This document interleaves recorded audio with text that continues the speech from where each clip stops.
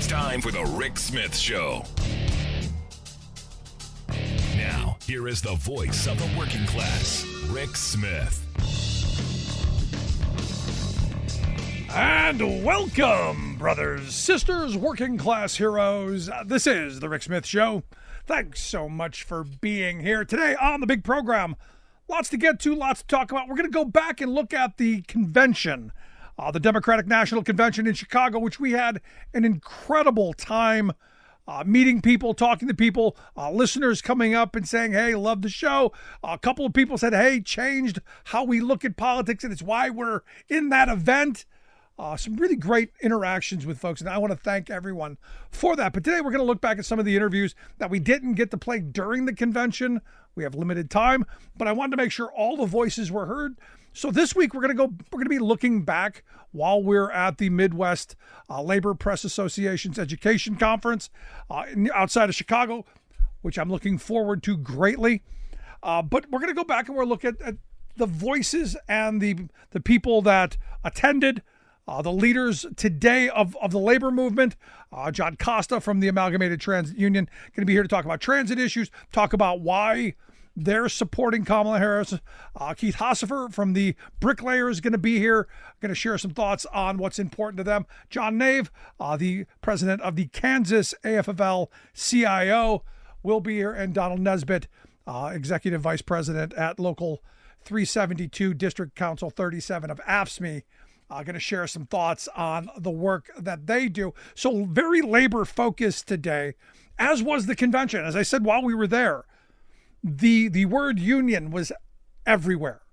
The idea of that we've been talking about for years on this program, finally filtering into the DNC and into the Democratic language, which is the way we reunite this country is to reunionize. The way we bring back equality of opportunity, equality of wages, to where we bring back some bit of balance is by reunionizing.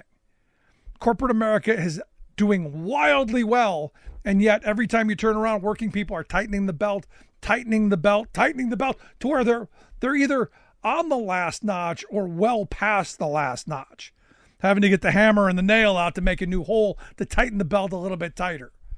It shouldn't be that way in the wealthiest country on the planet, the wealthiest country in the history of humanity at its wealthiest point. Shouldn't be that way. We can do different things. And while we were at the convention, had a lot of those conversations around the idea of where do we want to go? And this is the positive stuff. This is the good stuff. This is what I love about politics. The discussions of what if, the discussions of how do we make lives better? The possibilities of using government in a way that makes lives better, that does the things, and you've heard me say this before, that does the things that we want done but can't do individually, so we have to do them collectively. This idea of using government to make lives better, to me, is really important. And the Democrats, quite frankly, exuded that during their entire convention. Tim Walz, the walking embodiment of that. So for me, this convention, I hope sticks. The hope is that Harris wins in November. Those ideas are not just hanging around, but are being pushed, because in talking to my labor friends who were there, which something like 20% of the delegates in that arena were labor people. And as I've been saying for years, you want a labor party? Take one of the two over.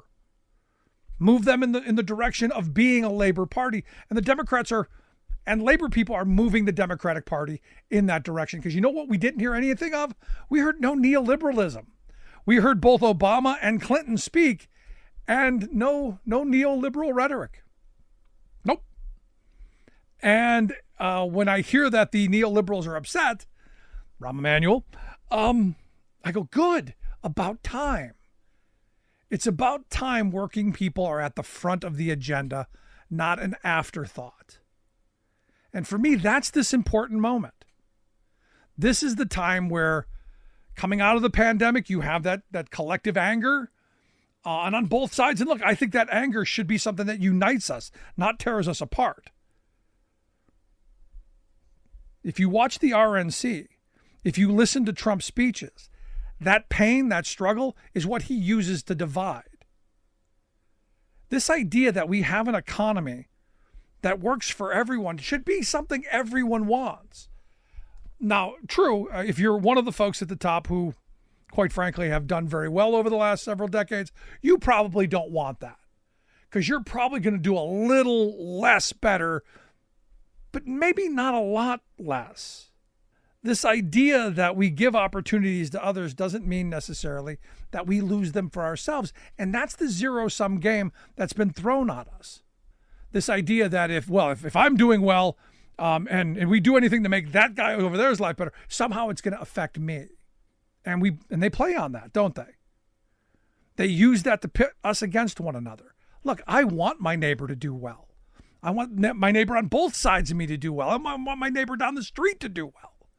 Because if he's doing well, if they're all doing well, the potential for me to do well is there also. And that's the kind of economy we should want. And elections should be one of those, to answer one of those questions. What kind of a society do we want? What kind of an election do we want? What kind of a people do we want to be? The fact that we held a debate and there was nobody there because people haven't figured out how to behave should send a pretty loud message. Not the country I want to be part of. I want a better place. I want a place where people can disagree. I know people I disagree with all the time, and we have civil back and forth discussions. Sometimes they get a little loud, but for the most part, they're just discussions.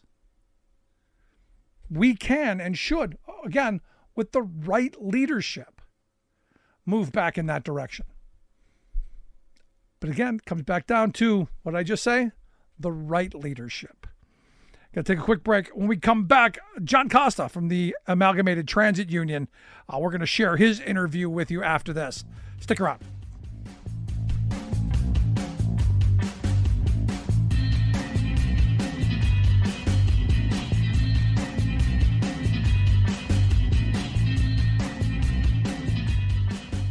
We are AFGE, the American Federation of Government Employees. We represent 700,000 federal and D.C. government workers who are the vital threads of the fabric of American life. We support our nation's military. We take care of our nation's veterans. We protect our nation's borders. We respond to our nation's crises and natural disasters. We provide services to our nation's seniors. The American Federation of Government Employees. We work for America.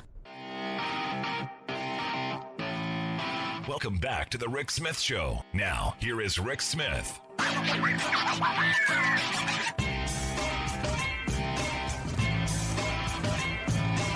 So getting here was fun, was entertaining. I love the fact that they've locked this entire half of the city down in a security fortress. Everywhere you look, gates, and the poor transportation workers just trying to get around and navigate. I give them nothing but credit for fighting through this convention, and here to share some thoughts on how we move America, how we build a transportation network that, will get us around from city to city and make transportation a little easier. I've asked my good friend John Costa to come sit down with us. He's the president of the Amalgamated Transit Union, ATU. John, thanks for taking time for us. Thank you, Rick. Thank you for having me. So how'd you get here today? It took a while. We took a shuttle. We went from our hotel to the Plumbers Union. From the Plumbers Union, took a shuttle here. A lot of walking, a lot of time. But getting those 10,000 steps in, are we? Oh, we're getting them in, yeah. So what do you think of this? I've been saying this is the most pro-labor convention I've ever seen. As a guy who's been around a little bit, thoughts? Look, it's my first time being here at a convention at DNC, and I'm impressed. Labor is all over. Meeting with a lot of Congress and senators and getting our message across, what we need for our members. It's given me an opportunity to do a great job on lobbying for my members that I represent. As you say, the operator's job is not what it used to be. It's a very dangerous job, and we need to not only we still got a lot of work to do. We've accomplished a lot under Joe, and Joe delivered us some safety regs, and and a lot of money to keep us going. But we're still not safe. The buses still need to be redesigned. We need a better bus. We need a bus design that keeps our members safe. Ultimately, that is your job, right? Taking care of your members, their wages, hours, and of course, their conditions. Yep, we're going to need operating fundings. It's going to dry up in 2025. Very important we keep the Senate, and love to flip the House if we can get all three. So we're, I'm prepared. I know this is not an easy battle, but we're prepared to fight this, and we're all in to not only get Harris, but to keep the Senate and to flip the House. No, it's something we desperately need as a country if we're going to move forward, if we're going to do the things we need to help us move down the road. So you were saying before we went on air that a lot of your female members seem to be very energized, having a kind of historic, having a woman on the ticket, having a black woman on the ticket, kind of to steal a Bidenism. Kind of a big freaking deal. Yeah, well, I was kind of disappointed that the FL-CIO stole my line. I always said if you want to get something done, bring a woman onto your board. So, I have some international vice presidents that are women. I have my first Latina woman executive vice president at the top of the ATU that just got elected at our last convention, and they're all here, and I just see them all gleaming. I mean, I have two daughters myself. So it's their moment, and I'm seeing it. I'm watching at the end of the night where I'm going and just seeing the woman uniting and saying, hey, this is a great time. Well, it's kind of a moment for them as their rights are really under attack. Yeah, right now, looking between the Harris-Walz campaign and the Trump couch guy, there's kind of a difference, don't you think? It's terrible what's happened here. A woman's choice is not there. I mean, some of the speakers you had here was heartfelt. It's a big difference. It's very important if we want to keep freedom. I think Harris is the way to go, especially if you're a woman, for your rights, reproductive and rights, and it's just. Now, you talk about your daughters. I mean, I have two daughters myself. I am not someone who's pro-abortion. I've always said I'm pro-safety. I don't want my daughters to have to make choices that their grandmother's generation had to make. I'm not going to encourage it, but I want them to come home safe every day. And I want it safe and legal and all of that, which doesn't mean I'm in favor of it, but it means it should be safe and legal and not my choice. Well, I believe in choice, and like you said, it's a shame that, my daughters have less rights than their mother has, and growing up in my time and where they're at and where we're going if we don't make this happen. And we've already witnessed 4 years of Trump. I got nothing done with him, no safety. Everything was a joke when it came to my members. Didn't think we needed anything. Labor board sucked. Transportation sucked. Yeah, the administration had nobody. It was all about nobody was listening. Nobody cared. Right. They didn't know what they were doing. And this is where working people need to hear that. We need to remember, I know we forget, it's easy to have a little historical amnesia, but it's important to hear guys like you explain just how bad the Trump years were in representing workers and how badly we were getting screwed. It's, we've already saw it. Yeah, but we've seen it. Yeah. Because I cover this stuff. You live through it. The average everyday worker, they don't get behind the curtain. They're just trying to stay afloat. They're seeing those snippets on the news. Getting behind the scenes where you are, seeing how bad that was, I think that message has to get out there more than how much better it's been now. Look, here's a guy that wants to fire strikers. You know what I mean? Like, what more do I need to say? Yeah. If you're a union person, he said it. Fire him. I've had that administration in 2019 where I had Thomas Dunn was murdered on a bus, and we tried to get some recognition for safety, and nothing. They were like, we don't need it. They don't see a need for it. They don't even know it's happening. So they don't care it's happening. I'm sure they know. And this is where my problem has always been with looking to a billionaire to be our savior. Our savior is in looking us in the mirror. It's us coming together and fighting for the country that we want. There's no savior in this. No. No, if we have a short window here, we got to make this happen. Momentum's there. if this doesn't happen for us, our members.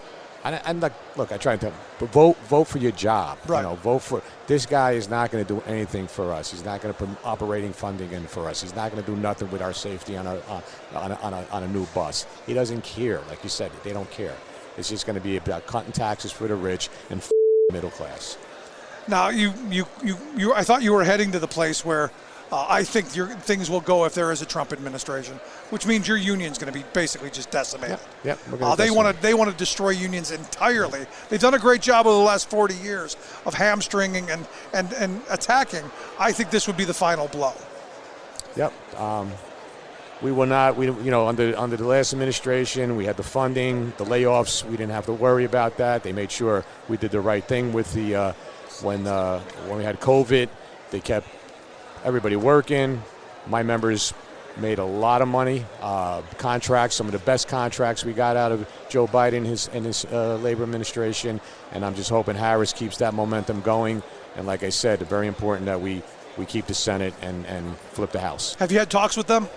The Harris Walls people, have any of those assurances that they're going to pick up where Joe left off? No, I'm not going to lie. I have not had the opportunity to sit down and have anything. This all happened fast, as you know.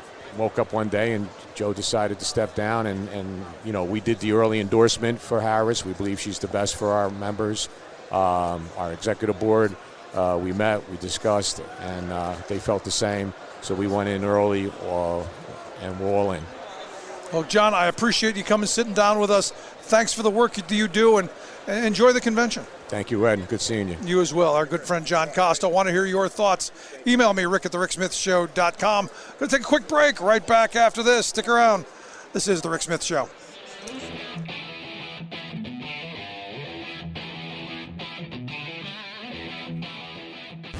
Saving work in America, one show at a time. The Rick Smith Show.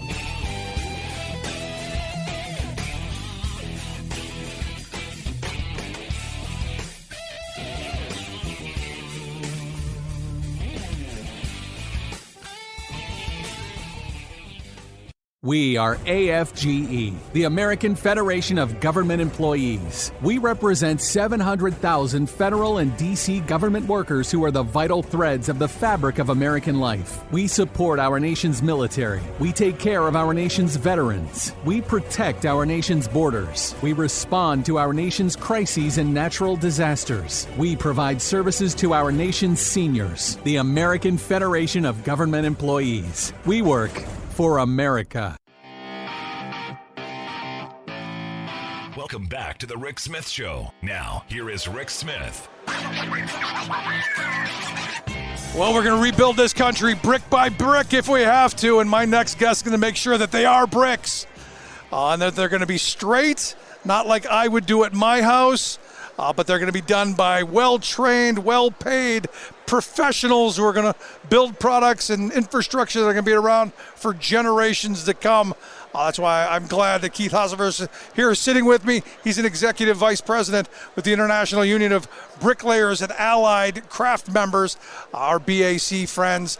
Keith, thanks for taking time for us. Oh, my pleasure, my pleasure. So we're going to rebuild this country brick by brick, right? Yes. And it's going to be bricks. Yes, definitely. And that's one thing that the Biden-Harris administration's done for us is they've actually, with the amount of work from the infrastructure bills, that we're in a generational moment right now that we're not going to see this amount of work in probably another generation. So all the unions are really trying to take advantage of that, the amount of work that's going on, and we're really excited about it. Yeah, because everybody I talk to in the trades, they're humming on all levels. Whereas during the Trump years, not as much. A lot of promise of infrastructure, but not quite as much. And your apprenticeship programs are full. I know this because I'm trying to get my kid into a couple of them. Yeah. Well, send them over to Bricklayers. We'll get you right in. We'll get you in and we'll get you to work. We have plenty of it. No, that's a great thing, and you've got some cool toys too. I saw at the AFL convention they got these things that you don't even pick the bricks up anymore. Oh well, the mule. Yeah, the mule. Yeah, and then we have alternate reality now, where they're taking, and it's not virtual reality where you can actually alternate reality. You can actually see around you. So what they're doing is taking complex architectural structures that are made out of masonry, and you can actually see the wall where you should be putting the bricks to make them arches, and it's amazing. So even technology is getting to a one on top of two trade. So are we concerned that the art of being a bricklayer might be compromised by this kind of technology, or is this just another tool to help make that skill better? Yeah, I mean, I think what it does is it allows, the craftsmanship and how material, basically when you become a journeyman, is knowing material limitations. So how far can you make a brick, how can you corbel it out? How far can you go up with it before you have to do additional reinforcement? So for us, really the craft and the skill of being a bricklayer is always going to be there, because that material limitation is kind of what you're looking at. I think the alternate reality is going to help us, because it's going to allow us to bring some more of the artsy type of brick buildings. You go down through Chicago and you see some of the intricate amazing work. stuff. Amazing. Oh, yeah. Amazing. And I got to tell you, I'm not going to walk under one of those arches built by some shoemaker who just who saw it in a book. You're a smart man. You're a smart man. Because I've been hit by bricks before. It's no fun. Right, exactly. It is not fun, and it does hurt. It'll leave a mark. That's for sure. So look, I've been looking around this convention, been saying that this is one of the most pro-labor conventions that I have seen. I've been talking to a lot of building trades people who I know, like a lot of industrial unions and a lot of building trade unions have members on both sides of the divide. Mm-hmm. In looking at this, what are you taking back to them, your members, as we go towards election time? Because I believe you guys have endorsed the Harris Wall ticket, right? Yes, we have. So in going back, because you got to explain that, you got to say this is why we're leading you in this direction. What are you saying? Well, we're telling them that, basically they pay us to help make sure that our members are safe and protected, and what we do with the in terms of people that might not agree with certain campaign or policies that Trump has. I think our members are getting more educated on what's best for them, because the misinformation that they get from the other side is so immense a lot of times that we trying to keep up with that. Yeah. It's really hard, because they mention things that are just crazy sometimes that, where do you start from, and you just try to cover up and try to explain what's being lied to them. Really, with the amount of lies that goes on, it's tough. I think they've given you the ultimate tool. This Project 2025 is really the ultimate tool. And all you got to do is rip, I think it's page 604 out, where they want to do away with project labor agreements and prevailing wage. And I'm hoping in this moment, we start thinking about our paychecks again. We start thinking about our jobs.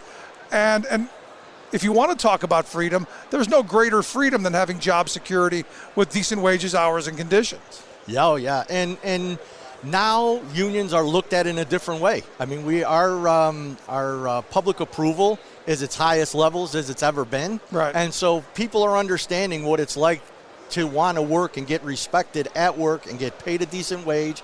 And I think it really is, people are starting to get it. So we're optimistic. Have you been to many? Have you been to one of these conventions in the past? I went to Philadelphia in 2015. It was a little bit different, but it was great. It was there. I was there as well. It was an interesting time, but this much better, much more electric, I think. Oh yes. And back then you had the Hillary and Bernie issues going on at the time. And so I think this is a more uniting type of convention than the other one was, where it was more trying to bring people back together. I think the Democratic Party is together. Yeah. And I think that, pushing forward and taking in our grassroots on the building trade side, we're going to be hitting the ground running here for the next couple months. And, we're going to get members out to, we're going to educate the members, and we're going to get them out to vote. So you're an Ohio guy like I am. I grew up in Cleveland. Yeah. You out there in Mentor. Any chance Ohio's in play? Sherrod Brown is, when you talk about Ohio, we look at Sherrod Brown and all the great things he's done. So I think maybe Ohio, we're still going to work. We're going to work in all the states, not just the battleground states. So that's positive, but anytime you get out the voter turnout, it can be close. It can be close. Ohio can be had. It can be had. Just got to do the work, right? Oh, amen. So leaving here after taking all this energy and excitement, where are you heading next? Michigan. So next week I'll be going to Michigan, and the executive board for the Bricklayers Union, Tim Driscoll, Jerry Sullivan, and myself are going to be hitting the battleground states twice by one of us three within the next couple months, and we're going to get out. We're going to even go door to door with our members. We're going to go to job sites. We're going to talk to them and educate them about any questions that they have. We're not going to try to force feed any kind of thing down their throats in terms of this is what you should believe. We're just going to try to put out, we have such a good base of materials to use that we can pass along to our members. I think we're confident that we can put together a really good push for this. So. Yeah, I think Trump's comment about firing striking workers, being, a nice thing. I got to think that's going to play, no? Oh yeah. And the, our workers are starting to realize more and more, I think, about, the promise that Trump made, like you mentioned earlier. Trump made a lot of promises about infrastructure, and he never came through. So when it goes back on a person of your word and trying to be your word, if we can keep on going towards that angle, I think some people's lights are going to turn on. Because, I mean, for us, we did a focus group. And we did a few different battleground state focus groups. And, a lot of the members were really upset about the insurrection. Well, you've got a lot of veterans. Yeah. So, I mean, that really hit a lot of people in a way that I think was, made them push away from Trump some. I mean, the building trade's heavily military, heavily veterans. So I can't imagine that the comments about the Congressional Medal of Honor are going to play well with them either. Yeah. I mean, just joking about that. Even if he wasn't serious, it's something that they take very seriously. We do a lot of work with helmets to hard hats through the national building trades. So like you said, yeah, we have a lot of veterans that take pride in their work and their country. And, yeah, I think they're starting to see Donald Trump for what he really is. Keith Ossifer, Executive Vice President of the International Union of Bricklayers and Allied Craft Workers. It is great to see you. Thanks for taking some time, and get out there and motivate. We will. Thank you. Good stuff. Thanks so much, Keith. I appreciate the time. Want to hear your thoughts? Email me, rick@thericksmithshow.com. I'm going to take a quick break. Right back here from the UC in Chicago, the Democratic National Convention.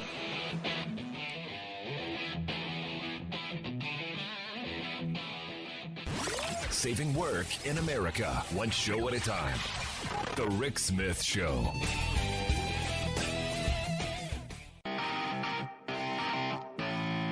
Welcome back to the Rick Smith Show. Now, here is Rick Smith. So as we've been talking about, the most pro-labor convention of my lifetime. Clearly, without question. People who are wearing union outfits, people who've got the buttons, the shirts. My next guest is not one of those people. He's wearing a Kansas City Chiefs shirt, which as a Broncos fan, I got to tell you, not happy. But I've got Kansas AFL-CIO Executive Vice President John Nave, who sat down with me. John, thanks for being here. Thank you for having me, sir. Yes. Where's the union shirt? What's with the Chiefs? Okay. Let's get some clear. I'm doing this as a big favor for my little sister, Gina Repass, who is the chair for the KDP. And I said, okay, I will take one for the team and wear it. Okay. I'll say Forgiven. it like that. Okay. Forgiven. All right, good. Because look around. Everything you see, there's a LIUNA sign going up, the IBW. There's labor everywhere here. The reason why that is, President Biden and his administration and Vice President Harris has been one of the most pro-labor officers, presidents that we've seen in any time in our history. President Biden, he said in every other sentence about working families, laborers, unions that have built this country. And in the years past, we've never seen that before like this. In the past, we've heard there's lip service. You said it. You said it before I did. No. Like I said before, I've met President Obama a couple of times. Told me we're going to get something more than the Employee Free Choice Act. Yeah, I'm used to the rhetoric. Yes. I'm not used to the actions, and we've seen some very solid actions under President Biden. Absolutely, and so for him to continue to push the working man, the working woman, and open those doors and protect us from the NLRB, from those that under number 45, that when you stack the deck against us. Yeah, Peter Robb. And we couldn't get no fair game on the table. Yeah, no, Peter Robb was instrumental in firing the Patco workers back in the 80s. Yes. Do you think he had an epiphany from now to then? Yes. No.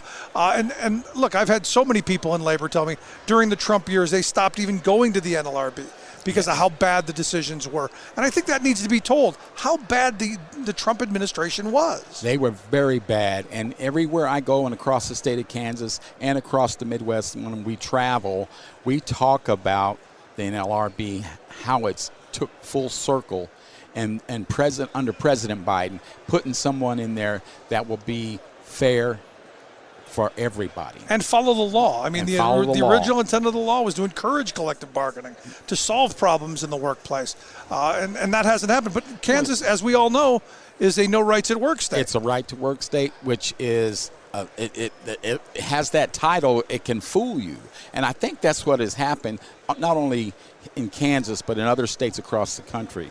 Right to work is not the right to work. They can fire you for wearing the wrong pair of shoes. Okay, if they for that reason or any reason or no reason. Okay, and so the goal is to eventually reappeal it, but it takes strategic timing and effort, and it takes time and then finance. You have to have the money to push the education to all working families, but more importantly to the union brothers and sisters. Because I think you hit an interesting point. I've had these conversations where people think that, I should have the right to work. I should have the right to a job. And you don't. That's not what that means. Exactly. It means the right to starve unions out of resources to be able to fight for workers and organize and enforce contracts. That's really what it means. Fire at will, unsafe working conditions. Yeah. And so what we do is we educate. I educate people all the time. It's anywhere from a $9 to $15 difference in wage difference, and the minimum wage should be at least 15. Yeah. And so what we fight for is, hey, let's start educating our workers. Let's educate our members. And empowering them. Look, yes. I talk about this all the time. I'm sure you've seen this as well. As a union member, I feel empowered, not just in the workplace, which I do. I've never driven an unsafe truck that I know of. If there's something that needs to be fixed, fix it, or it's not moving, because I have a contract that protects me. Yes. I can't be fired at will for that. But more importantly, it empowers me in society as a whole. Active, engaged citizens, active, engaged workers demanding better only makes us all better. Yes, absolutely. And guess who wins? We all win. Right. Corporate America wins, and the working man and family win as well, when they're treated with respect and dignity.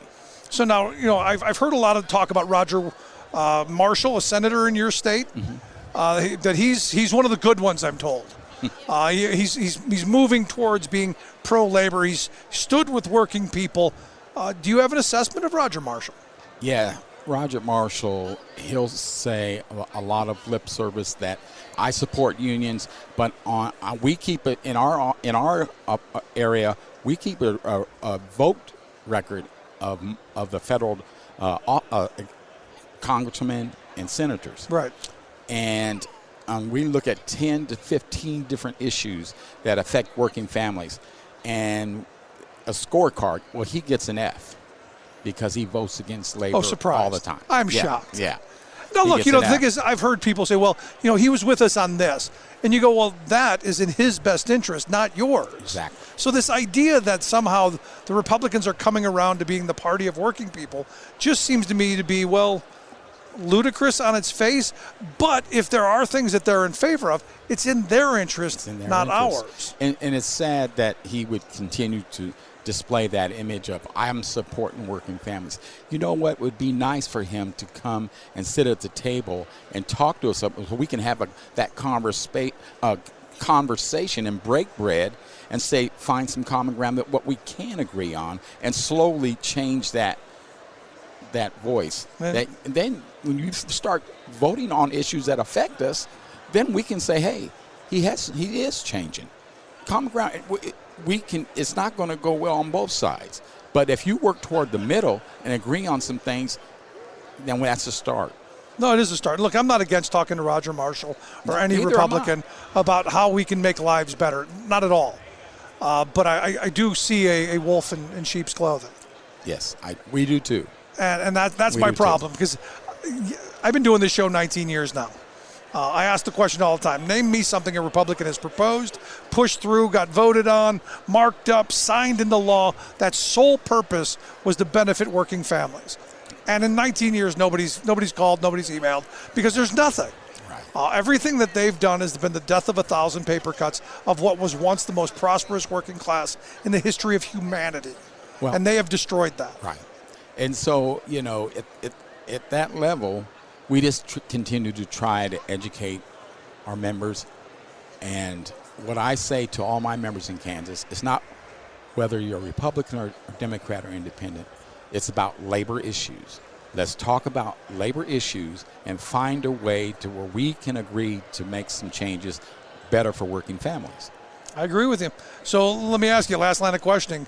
What would help you in Kansas out of this administration in November if they hopefully win? What would make Kansas a place where we wouldn't go, what's the matter with Kansas? Well, with this new administration coming, we see it coming, and we're hoping that it gets to the finish line and we can all celebrate this new historic moment that continue the advantages that the administration will continue to support labor and labor issues, that we will see those infrastructure dollars continue. We will see that fairness through the courts and holding corporate America accountable, and that pensions and 401ks will continue to grow. When the companies grow and they take care of their people, guess what? Their people take care of them, and it's a virtuous cycle. We put our money right back into the economy. Yep.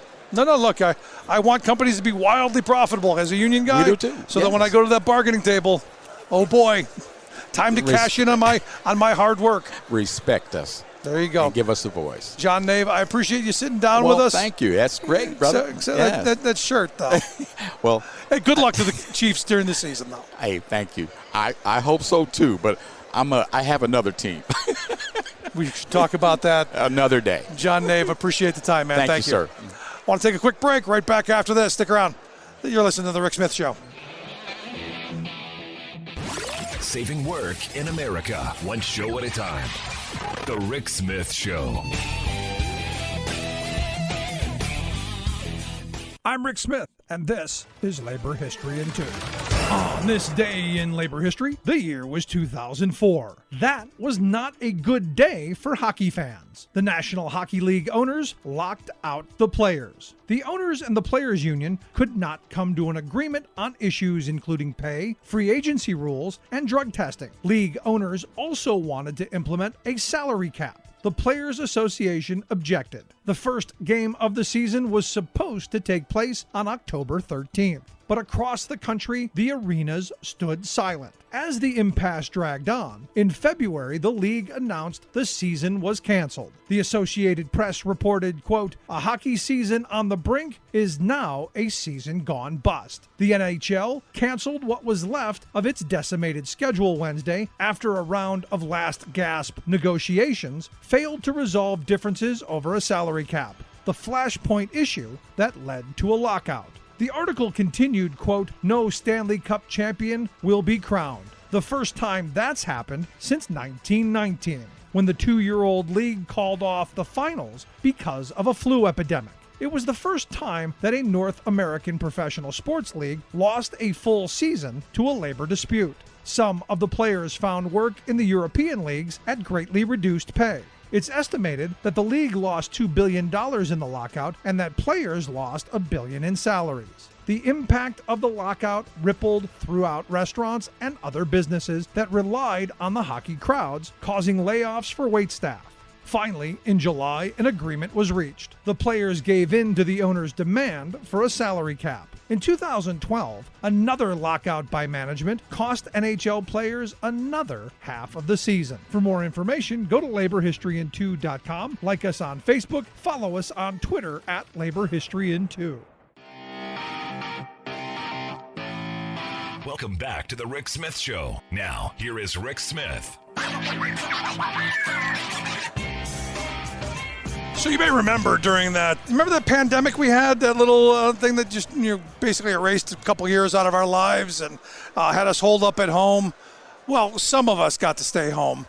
But for those folks that we called essential, those people we labeled with the name frontline hero, we've kind of forgotten that, haven't we? That's kind of fallen by the wayside.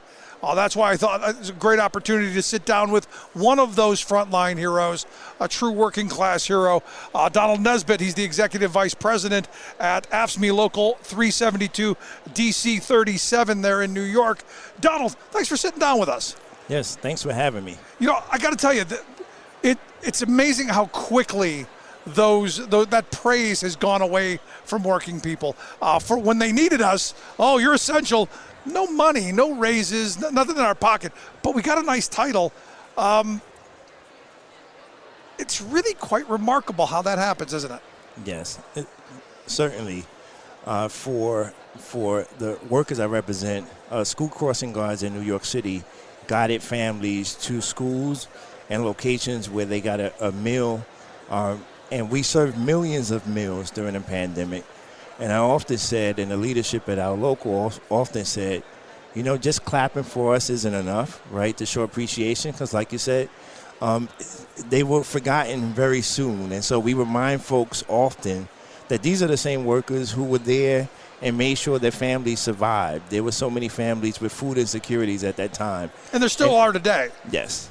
And the workers put themselves at risk during that time, but they were there and really appreciate the work and providing for families during that time. No, and good on you for doing it, and good on your members for stepping up in our moment of need. Even if we've forgotten to thank you today, thank you. But you look around this convention hall, labor front and center in virtually everything that's presented. That's a great thing, and I don't say this lately, but it looks like the Democratic Party has become that labor party we've all wanted. Yes, I have to agree. The Harris-Walz ticket just resonates with me as a worker.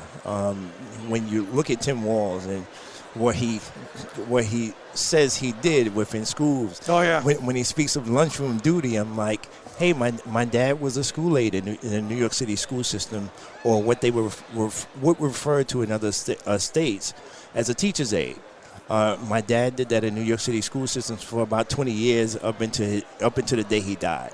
And the students, even some elected officials in New York City who are now in like high-ranking positions, my dad worked in their junior high school. Wow. And they're like, Mr. Nesbitt, we remember him. So you always remember the people who fed you. Yes. And took care of you. And look, so Tim Walz speaks to you then, doesn't it? Yes, it definitely speaks to me. When he speaks of lunchroom duty, when he speaks of being a coach, I was also a high school basketball coach. And so all of those things just resonate to me. The guidance, the amount of children that you touch and impact, you can't put a price on that. Yeah. And I look at one of the greatest things he did was the free school and lunch programs. As a kid growing up poor and in a housing project, I remember going to the separate line to get something lesser than what everybody else got. So just for me, the stigma of that still holds. Yes. So this idea that we're just going to feed people, and it doesn't matter where you come from, to me that speaks to me. Yeah, and in New York City, one of the great things that we actually accomplished in New York City was lunches are free. I know not every place in America that is the case, and Should so be. it should be. We continue to push, and even prior to doing that, I would go to the National Nutrition Conference and say lunch should be a right for every student going to school. And so in New York City, we got that done a few years ago. And so Tim Walz just speaks to everything that we're doing. No, look, I love the guy. I don't think he could have made a better vice presidential candidate. He's fantastic. But I want to go back to what you do, because I think it's important to know that that working people have a voice, should have a voice, and the jobs that they're doing to help feed kids should come with a living wage, should come with dignity and respect, and the appreciation, quite frankly, that we were giving during the pandemic every day.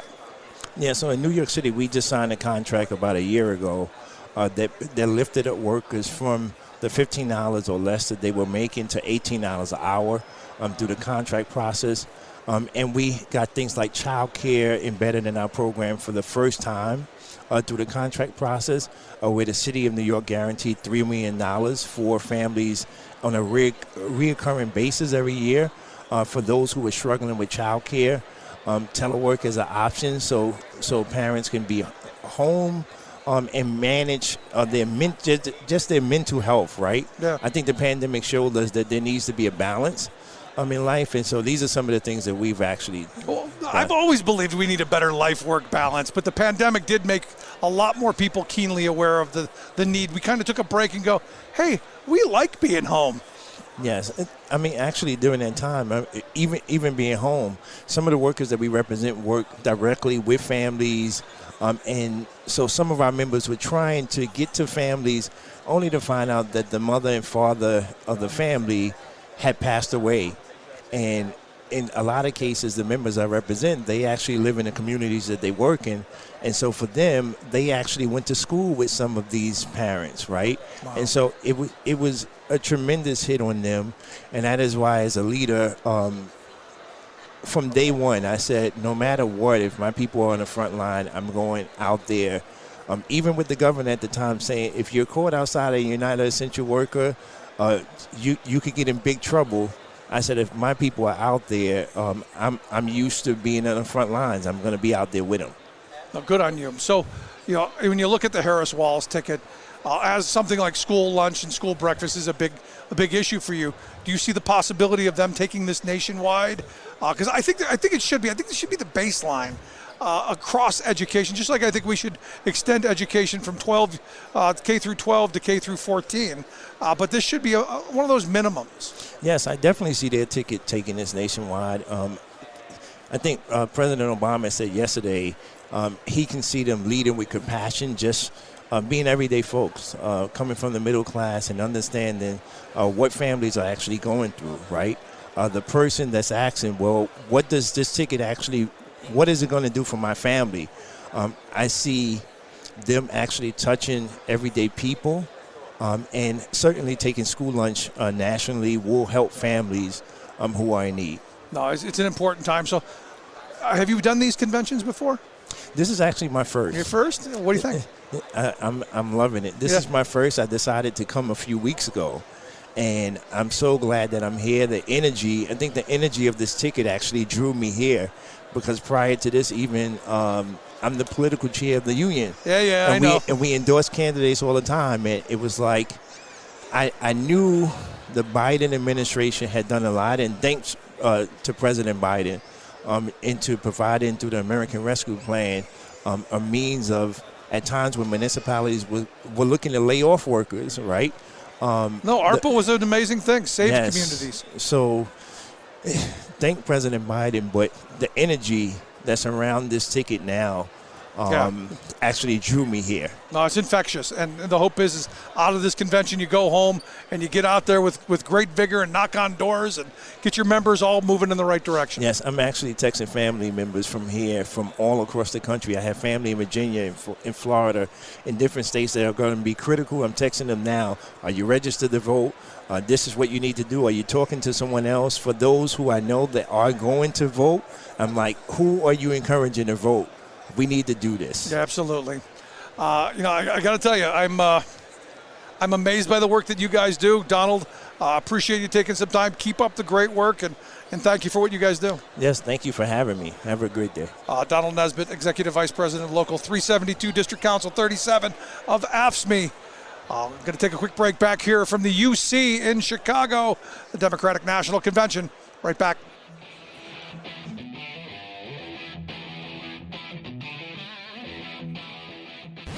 Saving work in America, one show at a time. The Rick Smith Show. Thanks for tuning in to The Rick Smith Show. Be sure to follow us on Twitter at Rick Smith Show, like us on Facebook, Instagram, and subscribe to our YouTube channel. You can find all that and much more at thericksmithshow.com. You're listening to The Rick Smith Show, where working people come to talk. Good on Donald and the folks at AFSCME Local 372, District Council 37. The more we talk about those, remember those moments where people were essential, where they were valued, frontline heroes, where we gave them great titles. Not a lot in the way of respect in the paycheck, but we gave them nice titles. And, as I was talking with Donald, and look, you go back to this moment in the convention where labor was front and center, as we've highlighted today, this idea that work matters, that jobs matter, that dignity matters, that's a huge part of it. And this conversation with Donald brought me back to my own school days. I remember my high school lunch lady who was phenomenal. And they were just, women from the community. We hadn't industrialized the lunchroom yet. I was just reading something the other day that said, some outrageous percentage of our school cafeterias are now beholden to some corporate interest, be it how we pay them through some kind of automated bill payer, or, the people who actually prepare the food, or if they even cook it on site at all. I know schools that they bring in the stuff, they heat it up, but they don't actually make it. I remember the little old lunch ladies, they used to show up right around the time we did, and they started cooking for lunch, which is why I remember our school lunch being fairly decent. It was pretty good stuff. But for me, I look at Tim Walz, and again, this idea of feeding children, this idea of using government to make lives better, not just the workers, but the students and the teachers and everyone all along. Maybe I'm dreaming of a utopia that once was, that can never be again. I don't know, but I look at people like Donald and his members as a start, because what I get coming from these folks, what exudes out of their skin is this caring, this wanting to do the best job, this wanting to be the best that they can be, even if we don't treat them that way. And for me, this is where I think this moment is important, and why I come back to this convention and say that, in past years, the idea of being worker friendly, of being worker centric, the idea of promoting worker values, little lip service. This one front and center, whether it's transit workers like we talked with John Costa at the beginning, or bricklayers like we talked to Keith Hossover, or, workers in a right to work state like Kansas. That stuff that came out of the pandemic, that frontline hero stuff, that essential stuff, working people internalized, especially the people who had to go and work through it. And now to say, well, we're going back to, before the pre-pandemic, where you're just, you're a number on a balance sheet, a negative number at that. Just gives me hope on one hand that, like I said, coming out of this convention, good stuff. But, we're in that decision moment. We're in a spot where which side are you on actually matters. And the positions you take when you take them actually matter. Doing the right thing by working people actually matters. Not for your political positioning, not for your ego, but what actually matters and what's actually going to make people's lives better. And I look at where we are, and this is where I'm going to finish up. As we speak, the Teamsters are meeting with Kamala Harris. And the fact that Donald Trump is still in the running for the Teamsters endorsement is beyond my capacity to understand. A guy who said he would fire striking workers, a guy who praised Elon Musk for firing striking workers, is still somehow in the race. Still somehow there in the running, which is insane to me. Absolutely insane to me. And this is where I think workers have to wake up, reality check, and they have to demand better from not just their politicians, but their union leaders as well. Which is why I have spoken out and said I think Sean O'Brien should be doing better. Well, let's hope. I want to hear your thoughts. Email me, rick@thericksmithshow.com. Miss any portion of the program, grab the podcast, freespeech.org for the video. And as always, thanks so much for being here. We'll see you back here next time. You've been listening to The Rick Smith Show. Email Rick at rick@thericksmithshow.com. Until next time, this has been The Rick Smith Show, where working people come to talk.